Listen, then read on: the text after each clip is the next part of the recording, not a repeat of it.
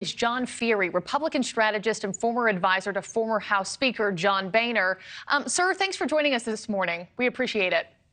Thank you. Thanks for having me on.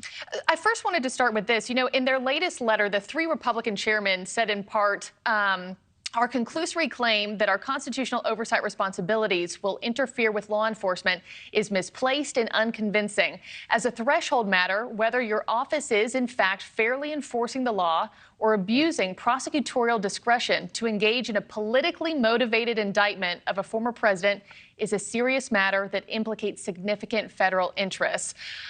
Do their actions show that Donald Trump still has a stronghold in the Republican Party, do you think? Oh, it definitely. Donald Trump does have a stronghold in the Republican Party still. I think that the three chairmen, probably like Donald Trump very much. But there's the issue here of the legitimacy of this indictment, this coming indictment.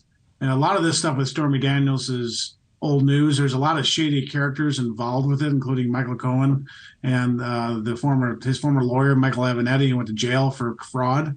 The idea that this prosecutor would indict Donald Trump for something that happened many years ago, beyond the statute of limitations, clearly looks to most Republicans as an effort to play politics with the law, which I think is why the Judiciary Chairman is saying, "Hey, this can't pass. We can't allow this to happen." Now, Donald Trump views this as a political winner because he knows this is illegitimate, and he knows he can raise tons of money from this, which he's already done. Now, I think there is some danger for the Trump folks when he incites violence, or if he incites violence. That's going to remind everyone of January 6th, and that's going too far. So the president probably needs to. You can play victim, but don't play it so far that you try to intimidate the process, because people don't like that either. I think a lot of people are worried about if an indictment does come down, what's the ripple effect of that. And I wanted to also talk about Alvin Bragg with you for a second, because he responded to that letter. I'm going to read you this as well.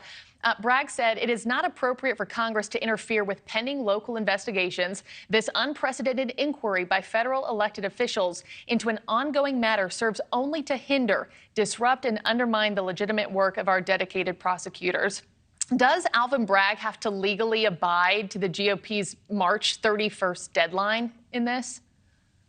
Well, I think he should. I think he has a lot of answers. He needs to be questioned, I think, about this.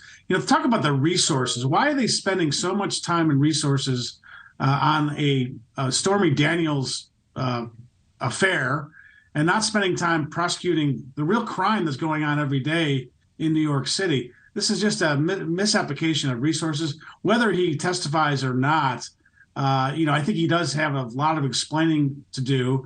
And I think that Republicans are going to have, as long as the president doesn't go overboard, President Trump, they can make some political hay out of this, which I think all this is just politics. On both sides. And I think that Democrats are desperate to see the indictment, the I word attached to Donald Trump, to make it more difficult for him to run for president.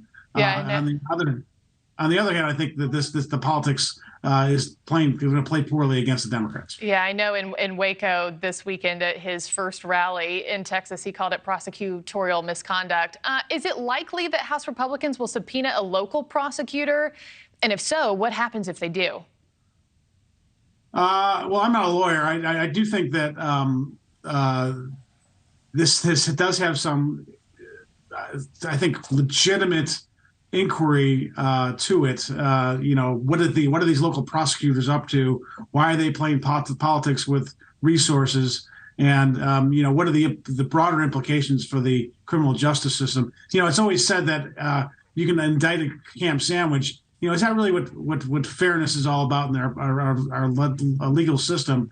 And can this prosecutorial misconduct, can we really kind of look at ways to improve it so that prosecutors are actually prosecuting crimes and not these political witch hunts?